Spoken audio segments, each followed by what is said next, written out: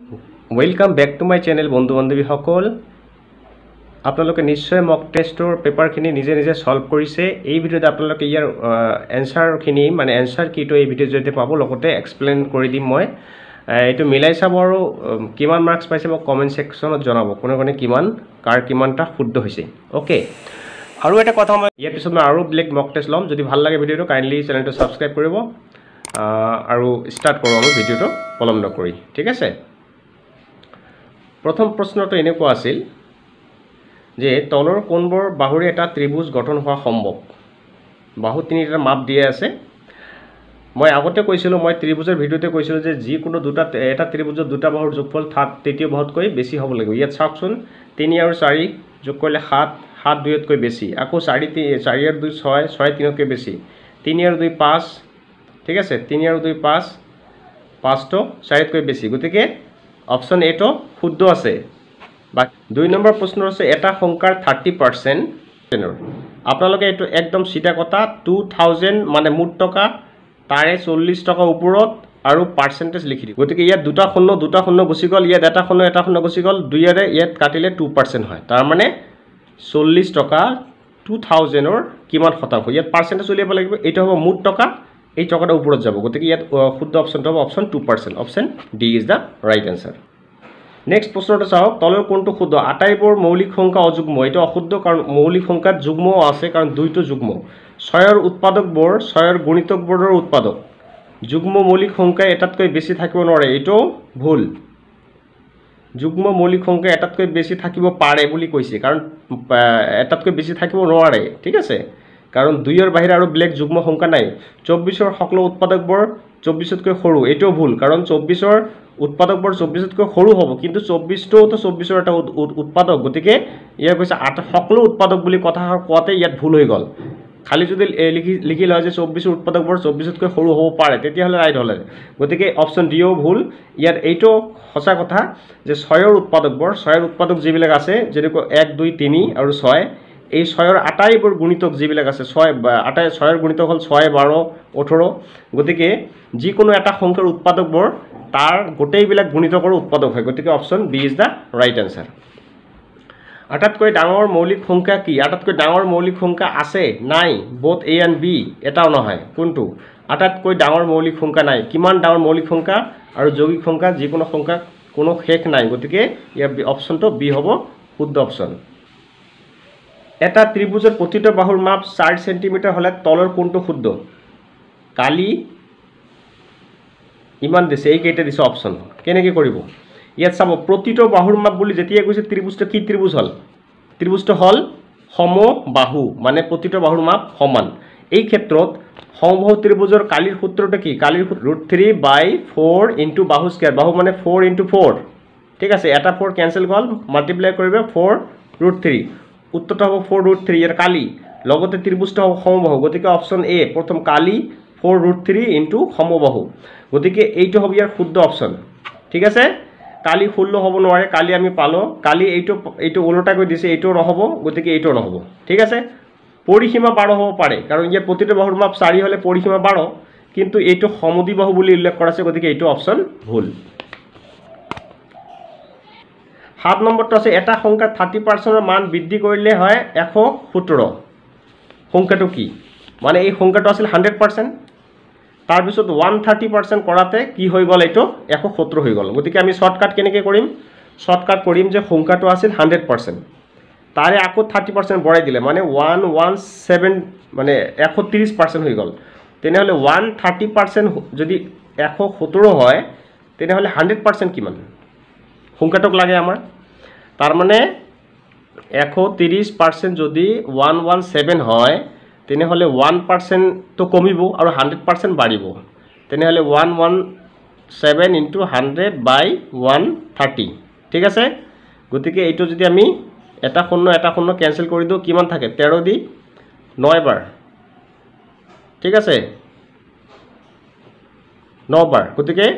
9 into 10 multiply কৰিলে 90 হয় গতিকে অপশনটো হ'ব ডি কেনেকৈ কৰিলে গম পাইছে এটা সংখ্যাৰ 30% মান বৃদ্ধি কৰিলে 117 হয় তাৰ মানে সংখ্যাটো আছিল 100% এতিয়া 30% বঢ়াইছে মানে 130% হৈ গল তাৰমানে 130% যদি 117 হয় তেনেহ'লে 100% সংখ্যাটো লাগে, সংখ্যাটো সদায় কি 100%, গতিকে 100% মানটো আমি খুব শৰ্টকাটভাৱে কিন্তু উলিয়াব পাৰোঁ।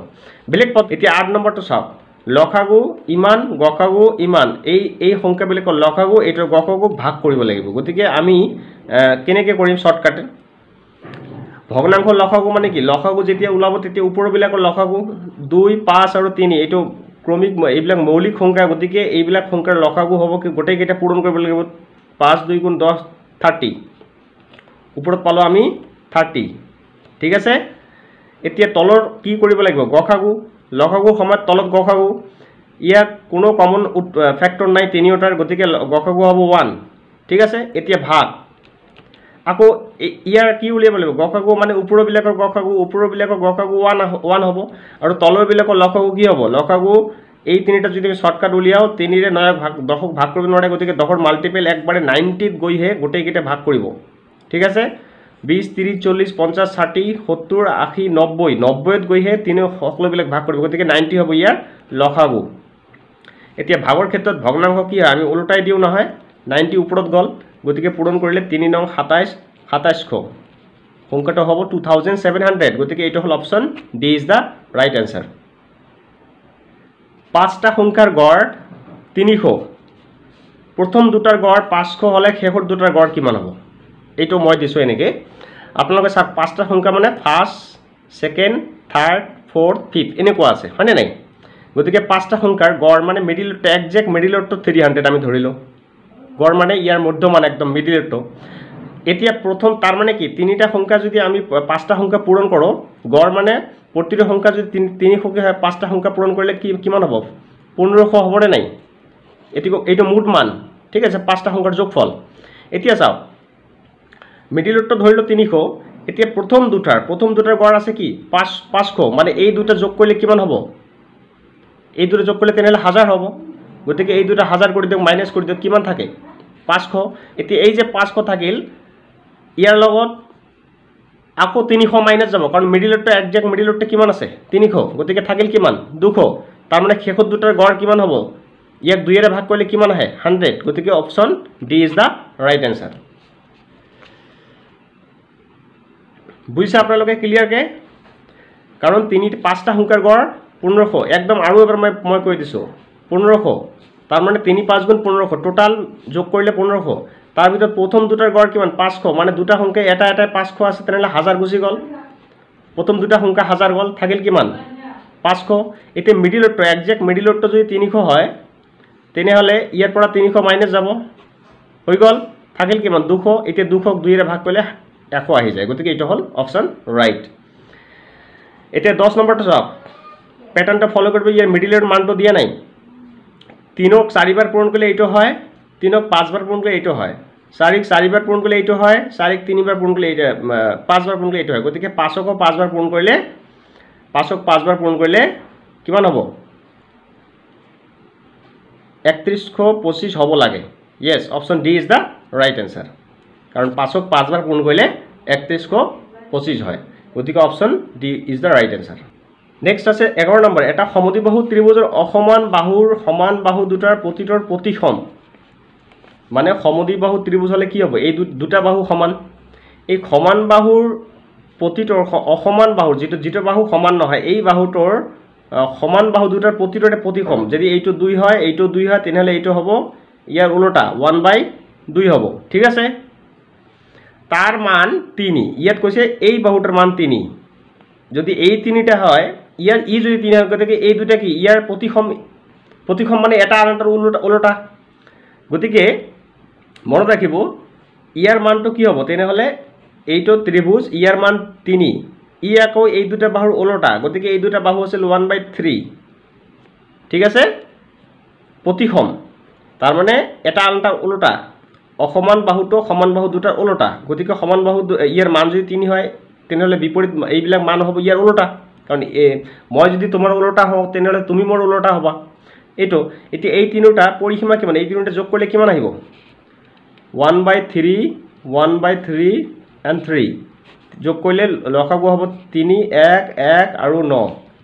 11 3, এইটোক ভাগ কৰিলে 3 3 গুণ 9, তাৰপিছত 2 3 3 সমস্ত 3/2 option C is the right answer পিছৰটো চাওক 12 নম্বৰটো 2 3 8 63 তাৰপিছত এই মানটো কি হ'ব মনত ৰাখিব এইটো প্যাটাৰ্নটো কি আছে 2 আৰু 3 3 পিছত 5 তাৰ মানে 2 ৰ বৰ্গ কৰক 2 ৰ বৰ্গ কৰিলে কিমান হ'ব 4 তাৰ পৰা 1 মাইনাস কৰিলে কিমান আহিব 3 আকৌ 3 ৰ বৰ্গ কৰিলে হ'ব 3 স্কয়াৰ মানে 9 9 ৰ পৰা 1 মাইনাস কৰিলে কিমান হ'ব 8 তাৰ মানে প্ৰতিটো সংখ্যা বৰ্গ কৰি 1 মাইনাস কৰা আছে ঠিক আছে 8 ৰ বৰ্গ 64 তাৰ পৰা 1 মাইনাস কৰি 63 এতি 63 ৰ বৰ্গ কিমান আহিব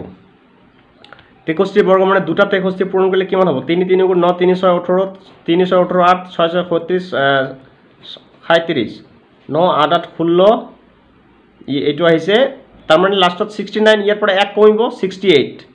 3968 ইজ অপশন ডি ঠিক আছে এইটো যিমানে নহক কিয় শেষতটো 1 মাইনাস কৰিব লাগিব গতিকে ইয়াৰ পৰা 69 আছে 69 ৰ পৰা 1 যদি আপোনালোকে বাদ দিয়ে তেনেহলে 68 আহি যায় এইটো হল অপশন সি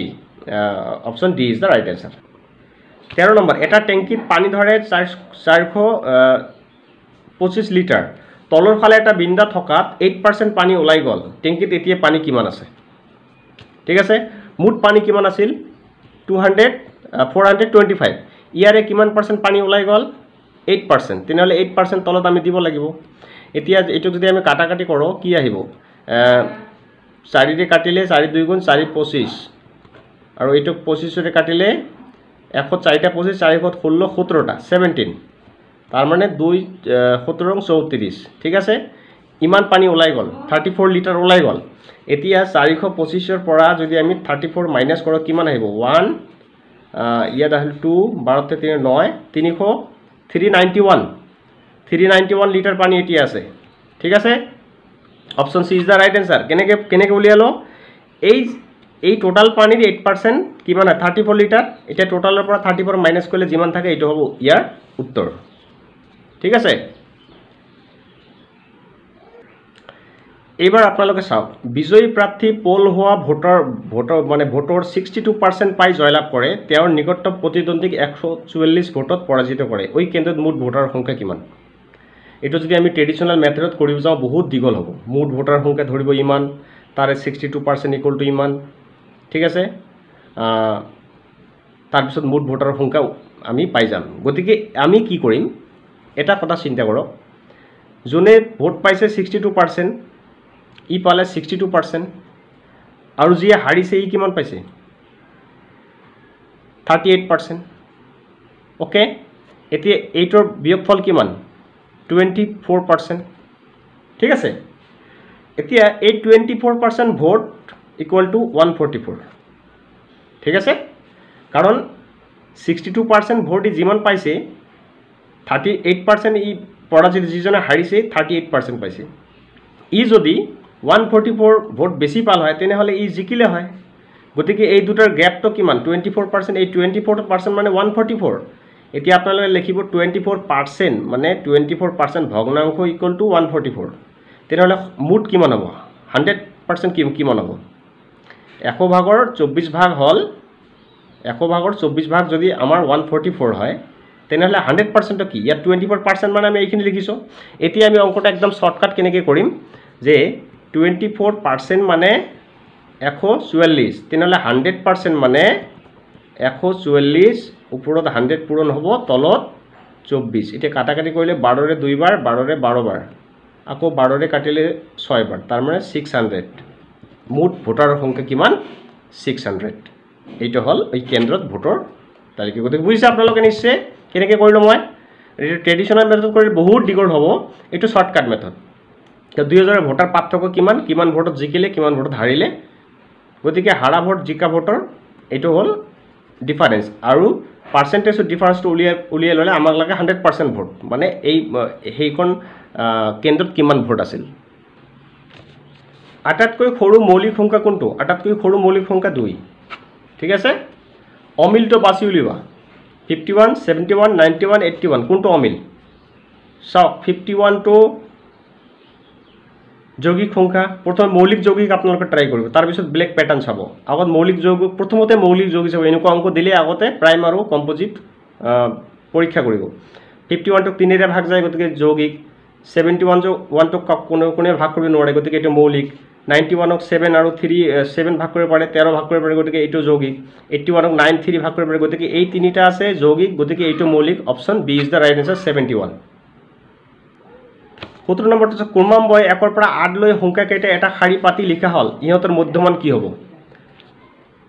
1 2 3 4 5 6 7 8। আমি সংখ্যাকেইটা লিখি ল'লোঁ শাৰী পাতিত। অ'কে,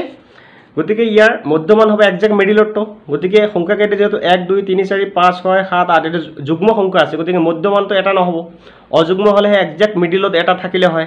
গতিকে এই ক্ষেত্ৰত মিডিলৰ দুটা একেলগে ল'ব লাগিব। এই দুটাক একেলগে লৈ ইয়াক আকৌ 2ৰে ভাগ কৰিব লাগিব প্লাছ কৰি। ঠিক আছে, এই দুটাৰ আকৌ গড় উলিয়াব লাগিব। 4 5 9, 9ক 2ৰে কাটিলে 4.5, গতিকে 4.5 হ'ব। Option D is the right answer. 525% 100ৰ কিমান শতাংশ? এইটো এটা ধুনীয়া প্ৰশ্ন যে 525%টো আকৌ 100ৰ কিমান শতাংশ হ'ব। প্ৰথমত কি কৰিব আপোনালোকে, যিহেতু 525%টো দিয়া আছে, গতিকে এইটো আমি উলিয়াই ল'ম। 525%, এই দুটা শূন্য গুচি গ'ল, 5 25 125। ঠিক আছে, এই 525% কিমান হ'ব? 125। এই 125টো আকৌ 100ৰ কিমান শতাংশ? গতিকে ইয়াত তলত 100 বহাব লাগিব আৰু 100 দি মাল্টিপ্লাই কৰিব লাগিব। গতিকে পাৰ্চেণ্টেজ মানে শতাংশ মানে 100ৰে মাল্টিপ্লাই কৰিবই লাগিব। দুটা শূন্য কাটি দিলে, এতিয়া এইটোক ভাগ কৰিলে কিমান হ'ব? 12 1 গুণ 12 থাকি 12 2 গুণ এইটো হ'ল 6 2 গুণ 12। এইটো 5ক ভাগ নাযায়, 0 5/6, মানে 20 সমস্ত 6 ভাগৰ 5। 19 নম্বৰ প্ৰশ্নটো এনেকুৱা আছে, ত্ৰিভুজৰ সংখ্যা কিমান? ঠিক আছে, এইটো কেনেকৈ কৰিব? 1 2 3 4 5 6 7 8, তাৰমানে 8 দুগুণ কিমান হ'ল? 16টা হৈ গ'ল। ঠিক আছে, তাৰপিছত ওপৰত আছে 1 2 দুটা আছে, আৰু এই দুটা আৰু এই গোটেইটো লৈ 3টা, 19টা হ'ল। এতিয়া ইয়াৰ লগত এইখিনি ইফালে এটা আছে, এইফালে এনেকৈ এইফালে এটা আছে, তেনেহ'লে আৰু দুটা পালোঁ, তেনেহ'লে 21টা হৈ গ'ল। ঠিক আছে, এইখিনি টুকুৰা বাদ দি, এই দুটা টুকুৰা বাদ দি 21টা হৈ গ'ল। তাৰপিছত এই দুটা টুকুৰা প্লাছ কৰিলে কিমান হ'ব? 21 + 2 আৰু হৈ গ'ল। ঠিক আছে, প্লাছ আৰু কি আছে? এতিয়া ডাঙৰ চিত্ৰবিলাক চাওক। এইটো ইয়াত এটা হ'ব, আকৌ ইফালে কমপ্লিটটোলৈ এটা হ'ব। ঠিক আছে, এইটো আমি আকৌ দুটা লিখিব লাগিব, হৈ গ'ল। এতিয়া ডাঙৰ ত্ৰিভুজটো আকৌ এনেকৈ ভাগ কৰা আছে, গতিকে ইয়াত আৰু 3টা আছে, তাৰমানে 21 22 23 24 26 27 28 28, গতিকে option D is the right answer. তলৰ কোনটো শুদ্ধ? সামন্তৰিকৰ কৰ্ণবোৰ লম্বভাৱে সমদ্বিখণ্ডিত হয়, এইটো অশুদ্ধ। সামন্তৰিকৰ কৰ্ণ দুডাল এনে সমদ্বিখণ্ডিত হয়, কিন্তু লম্বভাৱে নহয়। বৰ্গৰ কৰ্ণবোৰ লম্বভাৱে সমদ্বিখণ্ডিত নহয়, বৰ্গৰ হয়, ইয়াত নহয় লিখিছে, এইটোও ভুল। ৰম্বছৰ কৰ্ণ দুডাল পৰস্পৰক অলম্ব সমদ্বিখণ্ডিত কৰে, গতিকে এইটো হ'ল option C is the right. ট্ৰেপিজিয়ামৰ কৰ্ণ দুডাল লম্ব, এইটো নহয়, এইটো ভুল। ঠিক আছে, 21 নম্বৰটো হ'ল যে এটা আয়তৰ পৰিসীমা বৰ্গৰ কালিৰ সৈতে সমান হ'লে বৰ্গৰ পৰিসীমা কিমান হ'ব যদি আয়তৰ দিগ আৰু প্ৰস্থক্ৰমে ইমান দিয়া থাকে। তাৰমানে আয়তৰ পৰিসীমাটো আৰু বৰ্গৰ কালি একেই, তেনেহ'লে আমি আয়তৰ কি লাগে ইয়াত? তেনেহ'লে বৰ্গৰ পৰিসীমা বিচাৰিছে, গতিকে আমি প্ৰথমত আয়তৰ দিগ প্ৰস্থ দিয়া আছে, আয়তৰ পৰিসীমা কি হ'ব? দিগ প্ৰস্থ প্লাছ কৰি 2ৰে মাল্টিপ্লাই কৰিলে পৰিসীমা পাই যাওঁ। তাৰমানে ইয়াত হ'ব আমাৰ 10 + 8, এই দুটা প্লাছ কৰি 2ৰে মাল্টিপ্লাই কৰিলে 18 36। ঠিক আছে, তেনেহ'লে এইটো পৰিসীমা আয়তৰ, এই পৰিসীমাটো আকৌ বৰ্গৰ কালি, গতিকে বৰ্গৰ পৰিসীমা উলিয়াব গ'লে বাহুৰ মাপ লাগিব। গতিকে এইটোক যদি আপোনালোকে স্কোৱাৰ ৰুট কৰি লয়, 36ৰ আমি বৰ্গৰ কালি দিয়া থাকিলে ইয়াৰ বাহু উলিয়াবলৈ আমি বৰ্গমূল কৰিব লাগে, গতিকে 36ক বৰ্গমূল কৰিলে 6 আহিব। এতিয়া বৰ্গৰ বাহুৰ মাপ যদি 6 হয়, তেনেহ'লে × 4 কৰিলে কিমান হ'ব? ইয়াৰ পৰিসীমা পাই যাম, গতিকে 24 is the right answer, option C. Next আছে ABCDA ক্ৰমে প্লাছ মাইনাছ মাল্টিপ্লাই আৰু ডিভাইডৰ সূচায়। তাৰমানে এ হ'ব প্লাছ, বি হ'ব মাইনাছ, চি হ'ব পূৰণ আৰু ডি হ'ব ভাগ। গতিকে এইখিনিৰ মান কিমান হ'ব? ঠিক আছে, আমি ধুনীয়াকৈ যদি এই মানটো ইনপুট কৰি লওঁ, তেনেহ'লে 3 হ'ব 3 চি মানে পূৰণ 4 ডি মানে ভাগ আকৌ 2 ঠিক আছে এতিয়া এ মানে কি আকৌ এ মানে প্লাছ তাৰপিছত আকৌ আছে 12টো কি হ'ব 12 ডি মানে ভাগ 2 বি মানে হ'ব বিয়োগ আকৌ 12 ঠিক আছে এতিয়া এইখিনি কাম কৰিলে আগত ভাগৰ কাম কৰিব লাগে 2 এইটো কি হ'ব আমাৰ হ'ব 2 মানে 2 4 ভাগ কৰিলে 2 হয় 2 3 গুণ 6 এইটো 6 পাই গ'লো ঠিক আছে প্লাছ আকৌ এইটোক ভাগ কৰিলে 6 হ'ব -2 12 6 যোগ কৰিলে কিমান হ'ব 12 12 পৰা 12 গ'লে ইকুৱেল টু 0 তাৰ মানে আমাৰ উত্তৰটো আহিব 0 অপচন এ আমাৰ সূত্ৰত আছিল ঘণ্টাৰ কাটাৰ স্থান 30 পূৰণ ঘণ্টাৰ কাটাৰ স্থান 4 তাৰপিছত মিনিটৰ কাটাৰ স্থানক আকৌ 5 ভাগ কৰিব লাগিব প্লাছ আকৌ মিনিটৰ কাটাৰ স্থানক 2 ভাগ কৰিব লাগিব ঠিক আছে এইটোক যদি আমি কাটি দিওঁ 3 তাৰ মানে 30 পূৰণ 4 পৰা 3 গ'লে 1 প্লাছ 15/2 তাৰ মানে 30 প্লাছ এইটো কিমান হ'ব এইটো হ'ব 7.5 তাৰ মানে এইখিনি প্লাছ কৰিলে 37 হ'ব 37.5 this is the answer option D নেক্সটটো আছে যে এটা ট্ৰেপিজিয়ামৰ কালি 54 সেন্টিমিটাৰ আৰু সমান্তৰাল বাহু দুটা যোগফল 9 হলে উচ্চতা কিমান ট্ৰেপিজিয়ামৰ কালিৰ সূত্ৰ কি সূত্ৰটো হৈছে হাফ ইনটু সমান্তৰাল বাহু দুটাৰ যোগফল 9 আছে আৰু ইনটু উচ্চতা দিয়া নাই এইটো ফৰ্মুলা তেনেহলে ইকুৱেলটো কি হ'ব 54 হ'ব ওকে এতিয়া চাওক আপোনালোকে ইয়াত আহিল ইয়াৰ পৰা যদি আমি উলিয়াব যাওঁ তেনেহলে 9 ওপৰত থাকিল 2 নিচত থাকিল h = 54 তেনেহলে অনলি h ৰ মান কি আহিব অনলি h ৰ মান হ'ব এইটো ইফালে ভাগ হৈ পূৰণ হৈ যাব 2 টো ওপৰত যাব 9 টো তলত আহিব 9 1 গুণ 9 6 6 আৰু 6 আৰু 2 পূৰণ কৰিলে 12 গতিকে ট্ৰেপিজিয়ামৰ উচ্চতা হ'ব 12 সেন্টিমিটাৰ ঠিক আছে ইয়াত আছে দুটা সংখ্যাৰ এটাৰ আধা আনটোৰ 1/3 সমান যদি হিহঁতৰ লসাগু আৰু গসাগু ক্ৰমে 36 আৰু 6 হয় তেনেহলে আৰু এটা সংখ্যা যদি 12 হয় তেন্তে আনটো সংখ্যা কিমান আচ্ছা এটা সংখ্যাৰ দিছে ইয়াত এটা সংখ্যাৰ আধা আনটোৰ 1/3 সমান তাৰ মানে এটা সংখ্যাৰ মান দি আছে 12 ইয়াৰ আধা কিমান হ'ব আধা হ'ব 6 এই 6 টো বেলেগ সংখ্যাটো ইকুৱেল টু 1/3 গতিকে এই সংখ্যাটো 3 ভাগৰ 1 অংশ যদি 6 হয় তেনেহলে আৰু 2 অংশ কিমান হ'ব এই সংখ্যাটা কিমান হ'ব ফুল সংখ্যাটো হলে এইটো কি হ'ব উলটি যাব একদম শর্টকাট মনত ৰাখিব যি কোনো এটা ভগ্নাংশৰ মান যদি সামথিং দিয়া থাকে ওকে যি কোনো এটা ভগ্নাংশৰ মান যদি ইয়াত সামথিং দিয়া থাকে তেনেহলে গোটেই সংখ্যাটো হ'ব যদি কোনো এটা সংখ্যাৰ ভগ্নাংশৰ মান যদি কিবা দিয়া থাকে তেনেহলে গোটেই সংখ্যাটো এইটো দি এইটো ভাগ কৰিলে মানটো পাই যাম ঠিক আছে গতিকে 1/3 = 6 তেনেহলে ফুল হ'ব ইয়াক ভাগ কৰি দিলে যেহেতু পূৰণ হৈ উলটি যাব 3 6 গুণ 18 গতিকে সংখ্যাটো হ'ব 18 নেক্সট অংকটো চাও এজন মানুহে এটা বস্তু 5% লাভত বিক্ৰী কৰে তাও যদি আৰু 120 টকা বেছি দামত বিক্ৰী কৰিলে তেন্তে 15% লাভ হলহেতেন বস্তুৰ কিনা দাম কিমান এনেকুৱা প্ৰশ্নত যেহেতু দুই ক্ষেত্ৰত বেচা দাম পাৰ্সেন্ট দিছে কিন্তু বেচা দাম উল্লেখ কৰা নাই গতিকে কিনা দাম ডাইৰেক্ট উলিয়ালে আমি যেটো শৰ্টকাট ইউজ কৰিম এইটো শৰ্টকাট ইউজ কৰিলে অলপ প্ৰবলেম হ'ব গতিকে বেলেগ আৰু শৰ্টকাট আছে আপোনালোকে হাই বুজিব লাগিব এইটো দুইটা বেচা দামৰ পাৰ্থক্য এইটো ধৰক এবাৰ বেচিছে 100 টকা সেকেন্ড টাইম বেচিল 220 টকা তাৰ মানে বেচা দামৰ পাৰ্থক্য আহিল 120 টকা তেনেহলে এটা আমি শৰ্টকাট কেনেকৈ কৰিম প্ৰথম ক্ষেত্ৰত বেচা দাম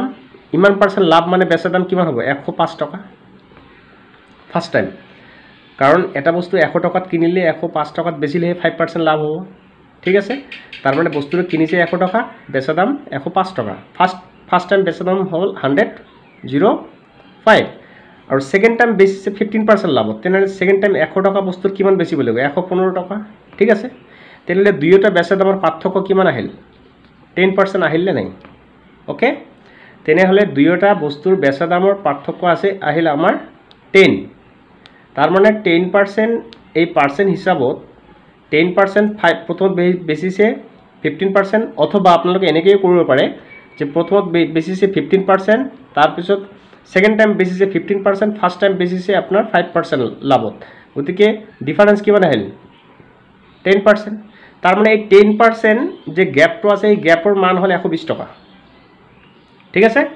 তাৰমানে প্ৰথম টাইম 5% বেচিছে যি লাভ হৈছিল আৰু 120 টকা বেচিলে 15% লাভ হয় তাৰমানে দুটা পাৰ্সেন্টেজৰ ডিফাৰেন্স হ'ল 10% এতিয়া 10% মানে 120 টকা আমাক লাগে কিনা দাম মানে 100% লাগে তাৰমানে 10% যদি 120 টকা হয় তেনেহলে ফুল সংখ্যাটো কি মানে 100% তো হ'ব 120 এই 100 টো ওপৰত পূৰণ হৈ যাব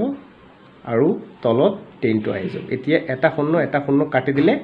আলটিমেটলি 1200 টকা আহি যায় বস্তুটোৰ কিনা দাম 1200 টকা তেনে option B is the right answer দুটা বিন্দুৰ মাজেৰে কেইটা ৰেখা টানিব পাৰি এটা বিন্দুৰ মাজেৰে অসংখ্য দুটা বিন্দুৰ মাজেৰে এটাহে টানিব পাৰি গতিকে option A is the right answer এতিয়া 29 নম্বৰটো এজন মানুহে 10,000 টকাৰ দুটা বস্তু কিনিলে প্ৰতিটোৰ মূল্য 5 মানে 5,000 টকা মিলি টোটাল টকা লাগিছে 10,000 টকাৰ দুটা বস্তু কিনিছে প্ৰথমটো 10% লাভত আৰু দ্বিতীয়টো 20% লোকসানত বেচিলে সৰ্বমুঠ তেওঁৰ কিমান টকা লাভ বা লোকসান হ'ব আচ্ছা ইয়াত কিনা দামটো দিয়া আছে ঠিক আছে যদি কিনা দামটো দিয়া থাকে প্ৰতিটো বস্তুৰ মূল্য কিনা দাম দিয়া আছে প্ৰথমটোত কিমান লাভ কৰিছে 10% এটা একদম সিধা প্ৰশ্ন একদম সিধাকে আপোনালোকে কৰাৰ চেষ্টা কৰক প্ৰথমটো 10% লাভত বেচিছে তেনেহলে 5000 টকা 10% মানে এটা শূন্য কাটি যাব 500 টকা লাভ হল তেনেহলে 500 টকা যদি লাভ হয় তেনেহলে ইয়াৰ এসপি তো কিমান প্ৰথম ক্ষেত্ৰত এসপি কিমান এসপি হল 5500 আচ্ছা সেকেন্ড টাইমত 20% লস কৰিছে 10% যদি 500 টকা হয় তেনেহলে 20% কিমান হ'ব 1000 তাৰ মানে এসপি কিমান আহিল এসপি আহিল 4000 টকা ঠিক আছে ক্লিয়াৰ তাৰ মানে 20% লস হল 5000 টকা 20% মানে 1000 টকা মাইনাস কৰি দিলো তেনেহলে বেচা দাম এসপি আহিল আমাৰ কিনা দামটো দুটা দিয়া আছে এতিয়া মুঠ বেচা দাম কিমান আহিল মুঠ বেচা দাম আপোনালোকৰ আহিল একদম 9500 টকা তেনেহলে মুঠ কিনিছে 10000 টকা দি বেচিলে মুঠ 9500 তেনেহলে আলটিমেটলি কি হল লস হল কিনা দামতকৈ বেচা দাম কম গতিকে লস কিমান হল 10000 এৰ পৰা 9500 মাইনাস কৰিলে 500 টকা লস হল এই 500 টকা লস আমাৰ কিমান হল ইয়াত পার্সেন্টেজ দিয়া আছে তেনেহলে এই 500 টকা লস যে হৈছে এটো মুঠ কিনা দামৰ ওপৰত হৈছে মুঠ কিনা দাম কিমান আছিল 10000 ইয়াৰে 100% উলিয়াই দিলে হৈ গল দুটা শূন্য ইয়াত দুটা শূন্য ইয়াত গল ইয়াত দুটা শূন্য গল ইয়াত দুটা শূন্য গতিকে 5% তেওঁৰ লোকসান হৈছে গতিকে option B is the right answer